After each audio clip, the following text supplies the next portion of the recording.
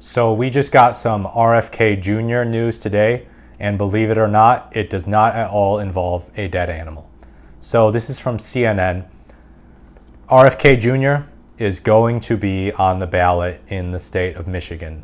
The swing state of Michigan, their Supreme Court has made a ruling.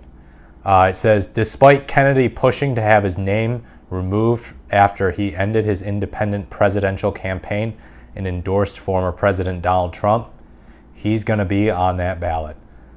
So the state Supreme Court said in its majority opinion, this is their reasoning, that Kennedy, quote, has not shown an entitlement to this extraordinary relief after seeking to have his name removed from the ballot, reversing the Michigan Court of Appeals, which said that he could have his name off the ballot. He won there, and he won to get his name off the ballot. This was back on Friday. So now this is Monday, and they say, no, he's going to be on the ballot.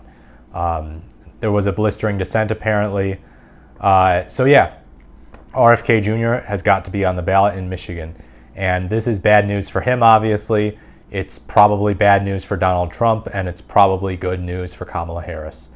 The only reason that I say probably rather than certainly is because there are some people who still are approaching with the theory that, well, his last name is Kennedy, so he might draw in some Democratic voters who are just attracted to that last name, and they think of the former president, John F. Kennedy, and they like that, and they're like, oh, Bobby Kennedy Jr., sign me up for that. He's a Democrat, right? But I don't think that that theory ends up being correct at the end of the day. I think that the way he's positioned himself is much more right-wing. He's a much more solidly conservative guy on issues relating to climate change, where he says that the free market will fix climate change. Obviously, not as conservative as those who say climate change is a hoax, it does not exist, or the climate is always changing. But yeah, I mean, he's an environmentalist, but he believes in the free market solving climate change. Generally a libertarian right position. The vaccine take, not popular among mainstream Democrats, more popular among the right. And yeah, he's endorsed Trump. He's basically told us where he's at. He's shown us his hand. He's told us who he is, so we should believe him. He is a guy who wants Donald Trump to win, much like Tulsi Gabbard, who's a former Democrat, wanted Trump to win. So my guess, and I know some people disagree with this, is that Kennedy's name being on the ballot hurts Donald Trump. It does not hurt Kamala Harris. Just because he's a Kennedy does not mean he is taking votes from the Democratic nominee. Especially Harris and Walz have done a really good job of differentiating themselves from the right.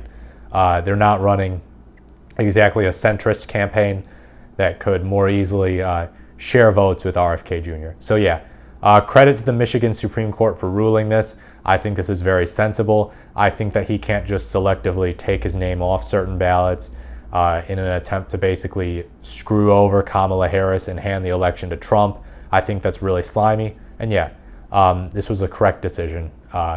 Correct on principle, correct on application of the law. And yeah, so you can't just selectively take your name off the ballots. So yeah, that's the RFK news of the day. If you liked this video or found it helpful or insightful, please leave a like, comment, or subscribe. I really do appreciate it. And thank you for watching.